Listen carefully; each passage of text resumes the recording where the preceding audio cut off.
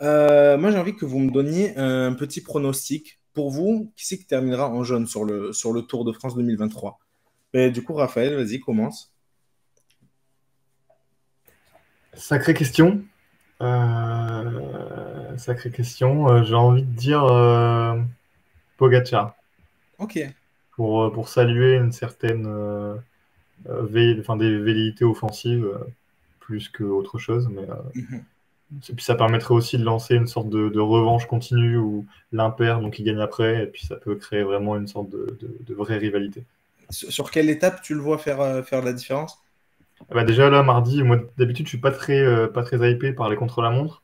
Et là, je pense que je vais suivre du début à la fin. Le profil permet de faire des écarts si tu es vraiment fort. Donc à eux de prouver qu'ils sont costauds et qu'ils sont là pour faire la différence et d'aller chercher ces quelques secondes qui sont si décisives dans un duel où vraiment ça se joue à rien, quoi. Ok, génial, c'est noté. Et Greg, alors, toi, t'en penses quoi? Pareil, moi je dirais Tadej Pogacar. Je pense que bah, Vingegaard va tout faire pour garder son maillot, il n'y a pas de souci, mais je pense qu'il a vraiment une motivation de dingue. On a vu qu'il en avait vraiment sous la pédale. Donc je pense plus à lui. Mais moi, je ne le connaissais pas du tout, je l'ai vu. Il y a un petit coureur que je vais regarder avec attention. C'est Carlos Rodriguez. Je ne le connaissais pas du tout. Il m'a impressionné vraiment. Je crois que c'est samedi. Samedi dans une épreuve chaotique. Il y a eu des blessés. Enfin, ça a été vraiment une étape incroyable samedi.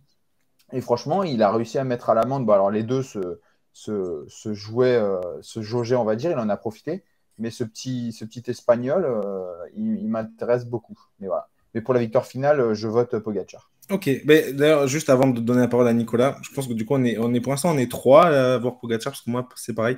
Je pense que il reviendra et je pense que, enfin, il va revenir et il va refaire la différence. C'est vraiment les inséparables. Est-ce que, juste pareil, avant de donner la parole à Nicolas, est-ce que vous pensez que ça peut se décider à l'étape, enfin, sur la dernière étape? Genre, ça peut vraiment, est-ce que ça va se dessiner à la dernière étape? Qu'est-ce que vous en pensez? Sur les champs ou sur la Ouais, 20e? sur les Champs-Élysées. Alors il me semble, il y a déjà eu ce petit rappel historique, il y a 50 ans, il s'est passé ça. J'adorerais. Et c'est possible, je pense que c'est possible, mais j'ai du mal à y croire quand même. Ok, Ça là, ils se serait tiennent. plutôt sur la 20e. D'accord. Là, ils se tiennent à 10 secondes pour l'instant. Du coup, voilà. Et donc, enfin, on termine avec Nicolas. Qu'est-ce que tu en penses? Est-ce que tu vas nous sortir un Vingegaard? Est-ce que tu vas faire dans le pas original, entre guillemets? Non, ben, moi je vois Vingegaard aller au bout en fait.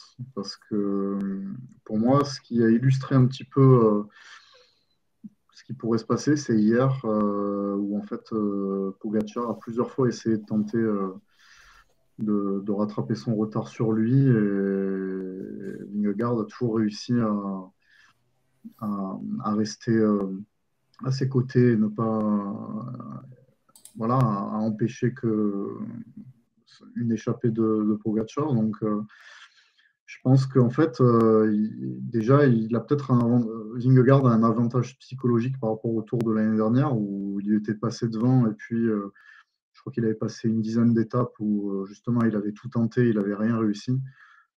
Pogacar n'avait pas réussi à refaire son retard. Et je pense que cette année, ça doit jouer mentalement et que je pense que hier, ça a été un vrai révélateur du fait que même si Pogacar en a sous la semelle, il n'y arrive pas. Et moi, c'est vrai que je suis comme Raph sur le fait que ça serait bien qu'on ait ce mano à mano année après année. Donc je me dis pourquoi pas si Pogacar gagne cette année, ça serait beau parce que du coup, on pourrait avoir un coup l'un, un coup l'autre d'année en année. Et ça serait sympa d'avoir ça pendant une dizaine d'années, pourquoi pas. Mais je ne vois pas ça arriver. Je pense que Vingegaard en a aussi sous la semelle et il peut garder son avantage. Voilà. Donc, à moins que, bien sûr, à mon avis, ça se jouera, je pense, sur le contre-la-montre.